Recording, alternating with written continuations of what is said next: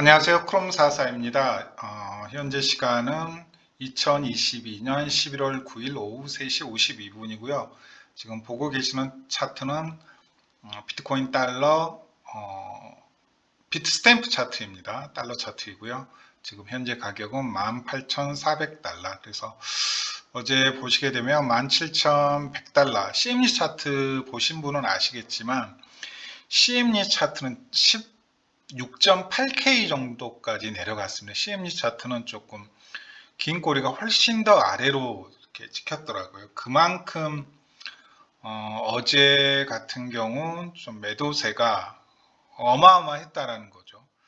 보통 이제 CME 차트 같은 경우에는 일반적인 차트보다 가격이 저점 기준으로 해서 위에서 형성된 케이스가 많았거든요.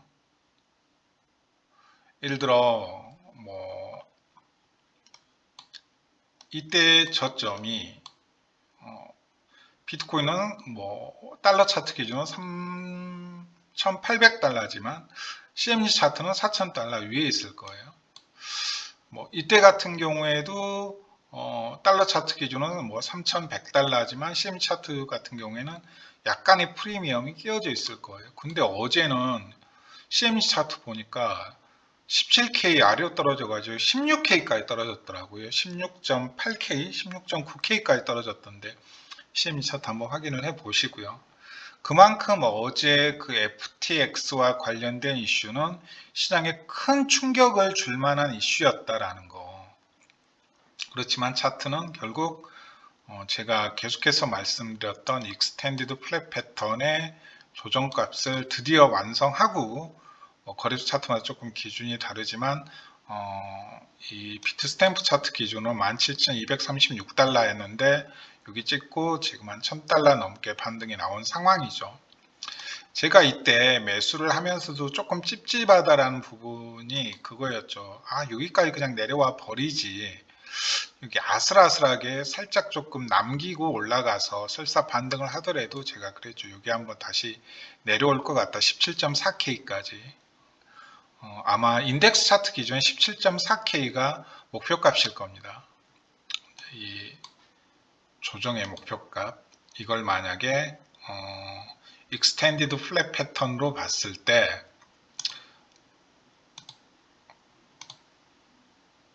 이 익스텐디드 플랫 조정은 이 A파동의 1.618 레벨만큼 이 C파동이 만들어지는 게 익스텐디드 플랫 패턴이거든요.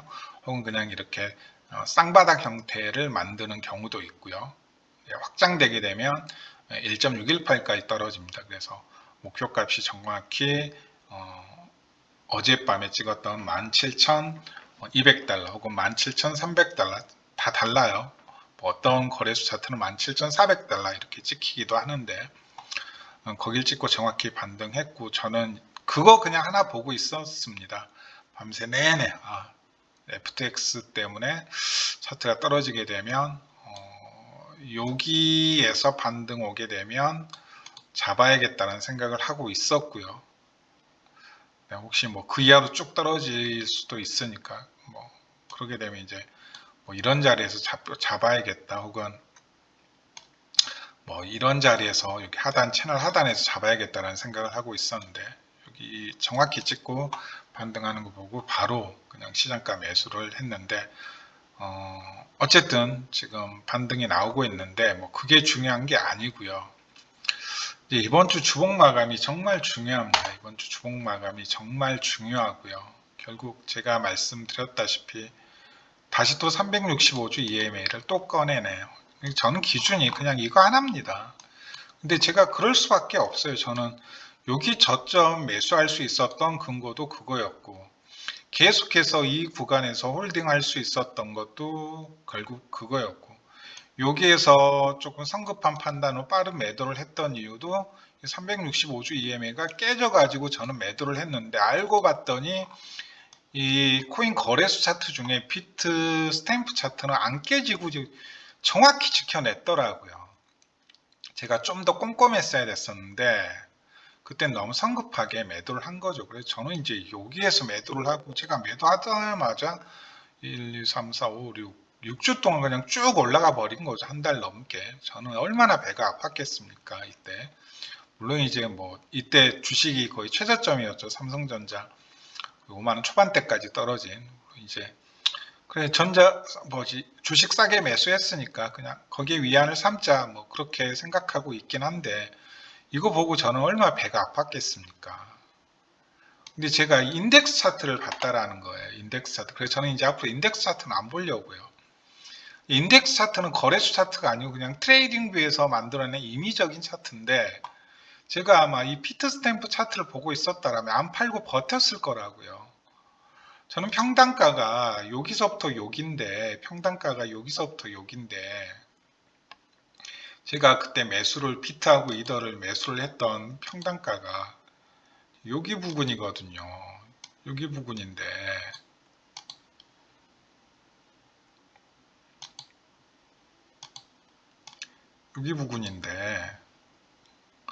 여기에서 매도를 했으니, 물론 손해보고 판 건 아닌데,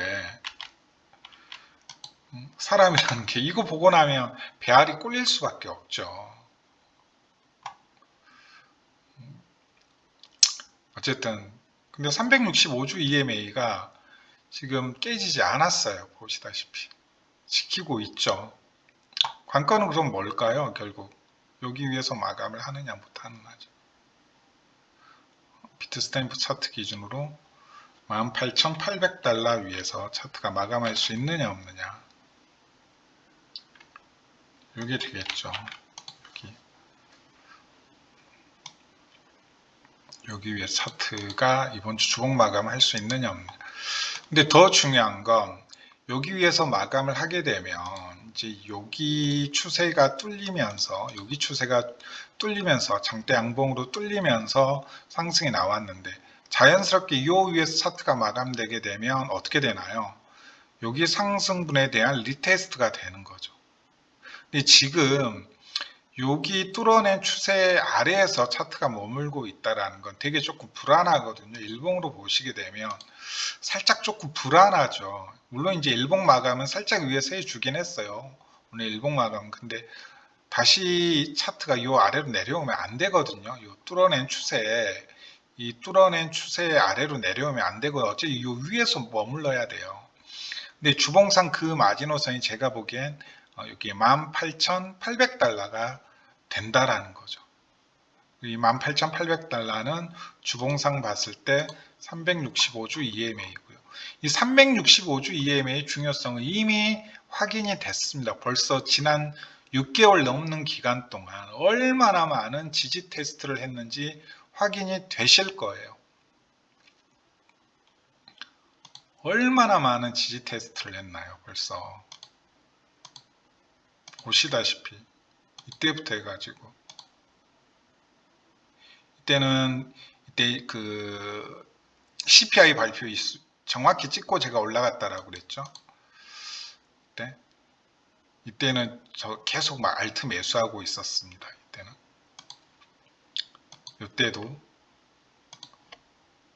이때도 마찬가지.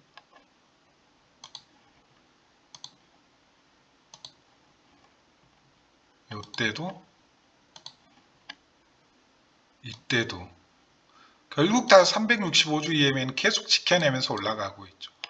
만약에 이번 주까지 확인되면 벌써 6개월 넘는 기간 동안 몇 번을 확인을 한 건가요? 셋, 넷, 다섯, 대략 8번, 9번을 확인을 했죠. 뭐 이 정도는 이때하고 제가 자꾸 비교를 했었잖아요. 이때 60주 EMA 지켜낸, 이땐 기껏해 한 번, 두 번, 세 번, 네 번, 5번, 물론 이제 이때까지 포함하면 뭐 6번 이렇게 된다라고 제가 말씀을 드렸던 것 같은데, 그리고 계속 저항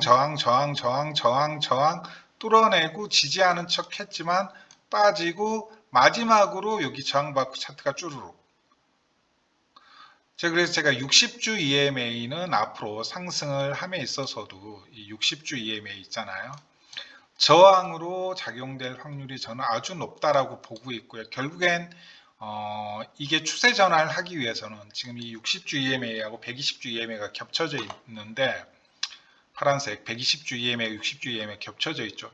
여기까지 여기를 뚫어낼 수 있느냐 없느냐의 관건이 될 것 같고요. 결국 또 여기는 묘하게 이 평행 채널의 상단하고 또 겹치는 부분이죠. 뭐 그건 나중 일이고, 일단 중요한 건 다시 한번 이 365주 EMA 위에서 차트가 마감할 수 있느냐. 아직 한 번도 안 깨졌습니다. 거래소 차트 기준으로 봤을 때. 거래소 차트 기준으로 보게 되면 365주 EMA는 깨지지 않았어요.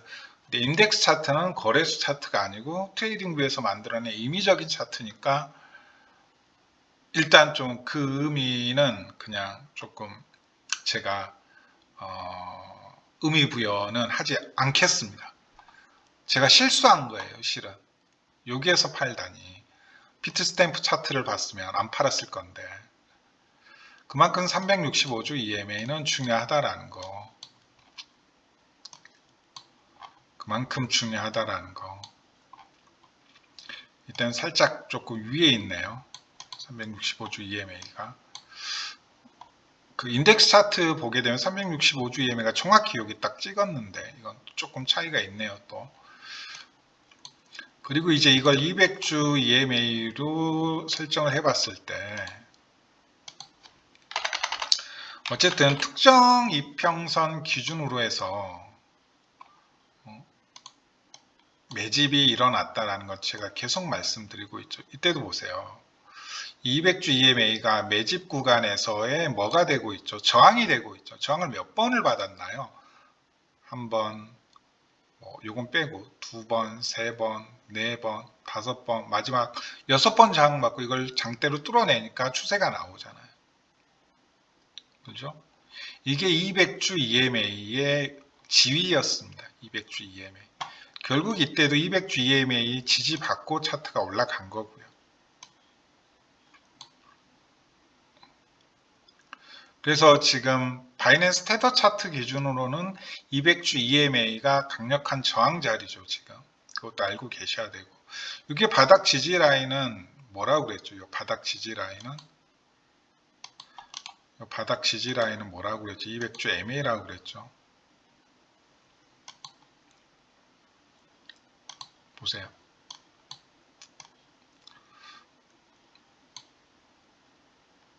결국 지금 직전 반감기 바닥 자리에서 매집은 200주 MA와 어디 사이에서? 이 200주 MA와 어디 사이에서? 200주 EMA 사이에서 이루어졌다라는 게 확인이 되시죠. 마찬가지로 만약에 여전히 비트코인을 운전하는 특정 운전수가 있다라고, 이제 이건 특정 운전수가 있어야지 이렇게 차트를 만들어내는 거죠. 근데 여전히 비트코인을 운전하는, 비트코인 차트 가격을 관리하는 특정 운전수가 있다라고 하면 특정 이평선을 기준으로 해서 매집 구간을 만들어낼 가능성이 높은데, 지금 상황에서 가장 가능성이 높은 이평선은 바로 이 365주 이평선이다 이거고, 지난 6개월 넘는 기간 동안 충분히 증명이 되었다라는 거죠. 제가 그 얘기를 말씀드리고 싶습니다. 특정 지지 역할을 하던 이평선이 이 꼬리로 저항받고 무너졌을 때 얼마나 차트가 꼬라박았는지, 그러면 이 6개월 넘게 지지받고 있던 특정 이평선이 특정 가격대가 18.8K입니다. 지지받지 못했을 때 얼만큼의 하락이 나올지도 충분히 생각해 볼 수 있다는 거죠. 과거 차트 기준으로 봤을 때도 그래요. 여기만 해도. 그래서 좀 이런 부분을 잘 보셔야 됩니다. 이런 부분을 제가 계속 말씀드리죠. 이런 부분들을 잘 보셔야 돼요. 결국 요런 거, 요 꼬리 저항 이런 걸 잘 보셔야 됩니다. 200주 EMA와 직전 몇 개월 동안인가요? 5월부터 해서 얼마죠? 3월까지, 그러니까 역시 거의 10개월 가까이 중요한 지지로서 작용을 했던 이평선이 이제 저항으로 바뀌고 계속해서 뚫으려고 몇 달을 시도하죠. 뚫는 척 페인팅을 주고 이때 루나 파운데이션에서 비트코인 매수하면서 이 장대양봉 2개 만들어냈어요. 근데 그거 자체도 속임수였죠. 요 마지막 캔들, 이 마지막 캔들 확인 이후로 차트가 어떻게 떨어졌는지, 그만큼 365주 EMA는 정말 중요하다. 그래서 이번 주 주봉 마감이 과연 이 18,800달러 위에서 할 수 있느냐, 비트스탬프 차트 기준으로 너무 중요하다라는 거 조금 말씀을 드리고요.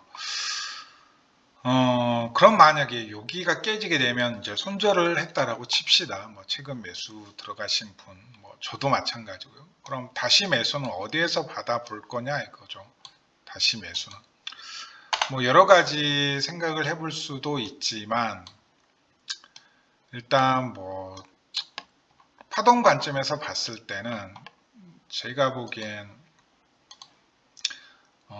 1파동 목표값이 그대로 떨어질 가능성이 조금 높다라고 저는 보고 있습니다. 그러면 대략 가격이 여기 한 12K가 찍히게 되죠. 12K가. 근데 이 12K는 제가 볼 땐 종가가 될 가능성이 높겠고요. 꼬리론 저는 결국 이 10K까지 간다라고 보고 있습니다. 10K까지 간다라고 보고 있고, 이렇게 됐을 때는 시장의 종말이다. 저는 그렇게 보고 있어요. 생각을 해보세요.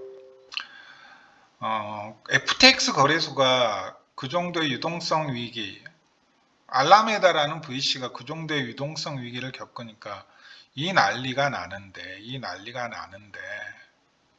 차트가 여기까지 떨어지게 되면 얼마나 많은 VC들 줄청산이 날 거며, 얼마나 많은 거래소들 더 이상 출금 못하고 뱅크런에 시달리게 될 건가 이거죠. 이건 시장의 종말입니다. 그리고 제일 중요한 거 채굴자들. 지금도 채굴자들 그 높은 해시 레이트율에서 눈물을 머금고 채굴을 하고 있거든요. 근데 여기까지 오게 되면 채굴기 돌리겠습니까? 채굴기 다 끄겠죠. 일단은 끄겠죠. 채산성도 안 나오는데. 해시 레이트율 떨어지게 될 거고, 제가 이전 동영상 댓글에도 적었다시피 51% 공격이 충분히 나올 가능성도 배제할 수가 없습니다. 굉장히 시장의 종말이에요. 비트코인 단순한 상품이 아니고 하나의 생태계입니다. 그리고 그 생태계에서 가장 밑바탕이자 가장 중요한 근간은 채굴이에요. 채굴자들이 보호가 안 되면 비트코인은 존재할 수가 없습니다. 사토시가 그 채굴자들을 보호하기 위해서 채굴자들이 계속해서 채굴기를 돌릴 수 있는 인센티브를 제공하기 위해서 만든 게 비트코인이거든요. 그럼 채굴자가 없는 비트코인이 무슨 의미가 있겠습니까? 그래서 해시 레이트율이 중요한 거고, 그래서 해시 리본이 중요했던 거고요. 하지만 이제 비트코인이 이제 90% 이상이 채굴된 상황에서 이제 반감기의 의미가 점점점 퇴색될 거고, 과연 그러면 이제 이 채굴자들을 어떻게 보호를 해줄 건가? 물론 이제 수수료 부분에 있어서 인센티브를 줄 수 있다라는 게 대부분의 이제 맥시멀리스트의 논리지만, 저는 어쨌든 비트코인 가격으로 채굴자들이 계속해서 채굴기를 돌릴 수 있는 동기부여, 인센티브를 줄 수밖에 저는 없다라고 보고 있거든요. 근데 지금 가격 자체는 여러 가지 재반 상황을 봤을 때 이미 채굴업자들은 캡슐레이션 상태에서 지금 채굴기를 돌리고 있는 거거든요. 사실상 채산성이 안 나오는 상황에서 앞으로는 이제 올라간다라는 믿음을 가지고 돌리고 있는 거죠. 실제로 뭐 갤럭시 디지털인가요? 미국에서 가장 큰 채굴 기업 자체는 주가가 아주 그냥 완전히 그냥 와장창 작살이 났죠. 유동성 위기도 겪고 있고.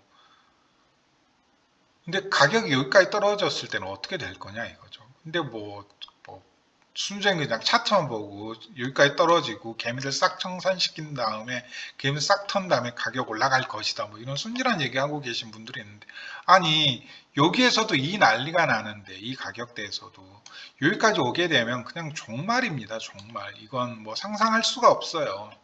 자, 그냥 제가 그냥 단적으로 말씀드릴게요. 지금 마이크로스트레이 세일러가 가지고 있는 비트코인 수량이 제가 알기로 10만 개가 넘는 걸로 알고 있어요. 정확히 수량 기억나진 않지만 10만 개가 넘는 걸로 알고 있어요. 참고로 루나가 가지고 있는 비트코인 개수가 뭐 8만 개 정도였나요? 8만 개 정도였던 걸로 제가 기억이 나는데 8만 개가 던져지니까 차트가 여기까지 내려왔거든요. 물론 이제 그 과정에서 다른 이제 올드홀더들도 같이 던지니까 뭐 루나 파운데이션에서도 비트코인을 던진 거긴 하지만 비트코인을 던졌는지 아니면 자기가 가지고 있는 비트코인은 던지지 않고 자기가 가지고 있는 비트코인을 담보로 해서 비트코인을 빌려온 다음에 그걸로 가격 방어를 했는지 그건 뭐 확실치 않긴 하지만 어쨌든 그 루나가 가지고 있는 8만 개 정도만 던져줘도 지금 이 사단이 나는데 자 가격이 많이 여기까지 떨어지게 되면 어떻게 되는지 아세요? 마이크로 스트레이티지가 가지고 있는 비트코인 그 10만 개가 넘는 비트코인이 시장가로 강제 청산이 이루어집니다. 세일러가 비트코인을 자기 돈으로 산 게 아니죠. 전환사채, 쉽게 말하면 전환사채 발행해 가지고 비트코인을 산 거잖아요. 빚내 가지고 레버리지 내 가지고 산 거잖아요. 근데 뭐 정확히 제가 청산가가 얼마인지 모르겠어요. 하지만 제가 알기로는 비트코인이 뭐 이런 수준까지 내려오게 되면 강제 청산이 되는 걸로 알고 있거든요. 그러면 여기에서 비트코인이 지금 뭐 한 10K, 뭐 11K에서 비트코인 10만 개 넘게가 그냥 시장가로 그냥 풀린다는 얘기예요. 그럼 뭐 어떻게 된다는 얘기예요, 가격이? 여기에서 10만 개의 물량을 소화해 줄 수 있는 유동성이 나올까요? 뭐 다시 3K 간다는 얘기입니까? 그럼 이 차트가 다시 다음 반감기 때는 정고점을 넘어서 신고점을 작성한다고요? 그건 정말 엉터리 같은 얘기입니다. 그래서 제가 계속 말씀드리지만 같은 얘기 또 반복하고 또 반복하지만 지금 이 자리를 지켜야 되는 건 그냥 이 시장의 생존의 문제예요. 생존의 문제. 그래서 어찌 보면 장펑자오가 FTX를 청리한 것일 수도 있어요. FTX 가만 보니까 이거 지금 이 시장에서 좀 쉽게 말하면 지뢰가 될 가능성이 높다. 설사 시장에 올라가더라도 폭탄이 될 가능성이 높다. 제2의 루나가 될 위험성 때문에 자산을 판다라고 FTT를 판다라고 얘기를 했잖아요. 그게 진심일 수도 있어요. 자, 저거 그대로 뒀다가는 나중에 더 안 좋은 상황에서 더 안 좋게 터질 수도 있겠다. 몸집 지금 풍선이 어느 정도 부풀어 오른 상태에서 터트리는 게 낫지. 이게 풍선이 완전히 부풀어 오른 상태에서 즉 FTX의 시장 영향력이 지금보다 몇 배, 몇 수십 배 커진 상황에서 그 풍선을 터트렸다가는 시장 충격이 더 클 수도 있겠다라는 어쩌면 그 상황에서 미리 폭탄 제거를 한 거라고도 저는 느껴집니다. 솔직히 말하면. 뭐 그만큼 뭐 장풍자하고 이 시장에 대해서 좀 뭐 중요한 생각을 하고 있는지는 모르겠지만 분명 기술적 분석으로는 여기가 열려 있는 게 맞아요. 여기가 12K에서 10K까지 여기가 가장 유력한 레벨이죠. 피보나치 중첩 레벨. 그리고 이제 보시게 되면 피보나치 중첩 레벨이 이제 여기 3K 직전 저점 여기에 중첩 레벨 하나 있고 그 다음에 여기 하나 있고요. 10K 그 다음에 여기 21K도 상당히 좀 중첩되어 있는 레벨이죠. 그래서 좀 저항이 좀 세게 나오는 것 같기도 한데 여기까지 떨어지면 세일러 물량 강제 청산되면 다시 여기 갈 수도 있어요. 진짜 이 시장 회복이 될까요? 정말 좀 이런 말씀을 드립니다. 그래서 뭐 이 얘기는 수없이 들으셨을 테니까. 그래서 저는 365주 EMA가 무너지는 게 너무 두렵습니다. 여기에서 60주 EMA의 저항을 받고 차트가 어떻게 내려왔는지를 봤으니까. 참고로 이때 루나 사태가 터졌죠.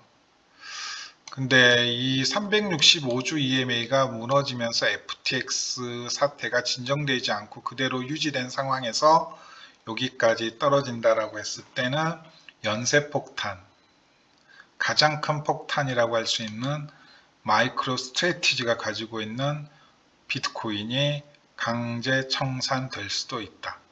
10K에서 10만 개가 넘는 비트코인 물량이 일시적으로 시장가로 쏟아졌을 때 그걸 받아낼 수 있는 유동성은 존재하지 않는다. 지금 현재는. 그럼 비트코인이 휴지 조각 3K 지켜낸다는 보장도 없는 것 같아요. 지금 무조건 지켜야 됩니다. 이건 생존의 문제고 이 시장 당의 문제입니다. 같은 반복되는 얘기가 많이 있는 것도 같은데 그만큼 좀 다시 한번 상기시켜 드리고자 하는 의도라는 부분 말씀드리고요.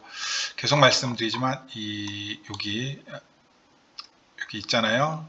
18.8K 중요합니다. 단기적으로 보면 여기 추세선은 돌파를 확인하느냐 마느냐, 그리고 이 365주 EMA는 무려 6개월 넘는 기간 동안 10번에 가까운 지지 테스트를 했던 정말 중요한 레벨이라는 거. 그리고 이 60주 EMA는 10번이 넘는 지지와 저항, 지지 저항을 한 5번 했고요. 1번, 2번, 3번, 4번, 5번, 여기 잘 보세요. 6번. 저항 테스트도 여기서 수없이 무수히 했죠. 겨울 2달 동안 못 뚫습니다. 뚫으려고 하는데 계속 못 뚫고 있죠. 저항에 막혀서. 속임수로 뚫어냈죠. 사실상. 마지막으로 긴 꼬리 저항 맞고 차트가 쭈룩 내려왔다라는 거. 그런데 이 365주 EMA가 이때처럼 저항을 맞고, 이때는 루나 사태로 쭈루룩, 이때는 FTX 사태로 여기 저항 맞고, 결국엔 저항 맞고 쭈루룩 내려앉는다면 이건 상상할 수 없는 수소폭탄, 그냥 멸망 시나리오가 발생되고 비트코인은 그냥 폰지 사기가 되는 겁니다. 채굴자들 전부 다 내릴 거예요. 전원을. 채굴 돌려봐야 손해인데, 그러면 이제 더 이상 암호화폐라고 부를 수도 없죠. 51% 공격이 일어날 수도 있는 상황이 되니까. 네, 여기까지입니다. 또 길어졌네요. 테더 도미넌스 차트도 좀 말씀드릴 부분이 많았는데 나중에 다시 한번 좀 말씀을 드리기로 하고요.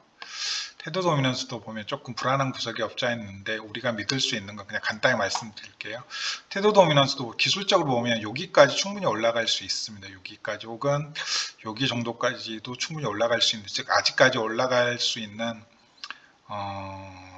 여지가 많이 남아 있지만 제가 보고 있는 건 이 강력한 하락 다이버전스입니다. 강력한 하락 다이버전스가 이번 주에 완성이 될 것 같거든요. 완성이 될 게 거의 확실시 되고 있습니다. 근데 이 정도의 하락 다이버전스는 이 테더 도미넌스 역사에 있어서 단 한 번도 나오지 않은 수준의 하락 다이버전스입니다. 그럼 반대로 생각하게 되면 이번 주 주봉이 만약에 양봉으로 마감이 되면 비트코인 차트에서도 아주 강력한 수준의 상승 다이버전스가 다시 한번 확인이 된다라는 얘기죠. 이때 이미 강력한 수준의 상승 다이버전스가 주봉상 나왔습니다. 이때 이미 한번 나왔거든요. 근데 다시 한번 또 한번 여기서 또 한번 나오게 된다라는 얘기죠. 상승 다이버전스가. 그러면 충분히 이제 거의 주봉을 보면서 매매가 가능할 정도로 긴 추세 반등 내지는 추세 상승을 바라볼 수 있다라는 거죠. 좀 테더 도미넌스 관련해서도 좀 말씀드릴 게 많은데 30분은 좀 안 넘어가게 영상 녹화를 마무리하도록 하겠습니다. 긴 영상 시청해 주셔서 감사하고요. 구독, 좋아요 눌러달라는 얘기는 안 하겠지만 혹시라도 부족한 영상 도움이 되셨다면 구독, 좋아요 눌러주시면 댓글도 달아주시고 해주시면 고마울 것 같습니다. 네, 다들 좀 이번 주는 거래소 입금 물량, 채굴자들 움직임, 그 다음에 이 추세 잘 보시고 365주 EMA가 다시 한번 지켜질 수 있을지, 그 다음에 FTX 사태가 좀 어느 쪽으로 흘러가는지 좀 뉴스 포함해서 온체인 데이터 차트 움직임 좀 신경을 쓰셨으면 좋겠네요. 항상 기준을 가지고 매매를 하자라는 거, 그럼 두렵지 않습니다. 네. 나는 기준이 있으면 두렵지 않아.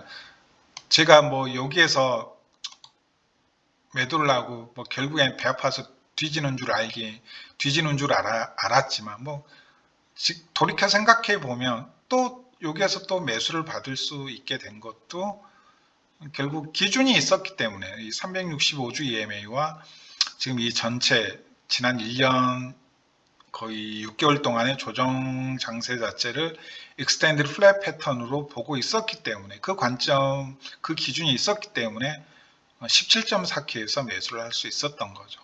뭐 매도의 기준도 간단하죠. 여기가 주봉 마감이 실패했을 때 저는 일단 매도를 할 겁니다. 뭐 최소 본절 내지는 약익절로 나갈 수 있는 거죠. 뭐 다시 재매수는 이제 365주 EMA가 돌파가 확인이 되면 뭐 그때 재매수를 뭐 하든지, 일단 여기 아래에서 복마감이 되게 되면 저는 일단 매도를 하긴 할 거예요. 뭐 그렇게 좀 기준을 갖자라는 거, 자기가 만든 자신만의 기준. 그러시면 시장에서 어떤 시장이든 살아남으실 수 있을 거라고 저는 생각이 드네요. 네, 감사합니다.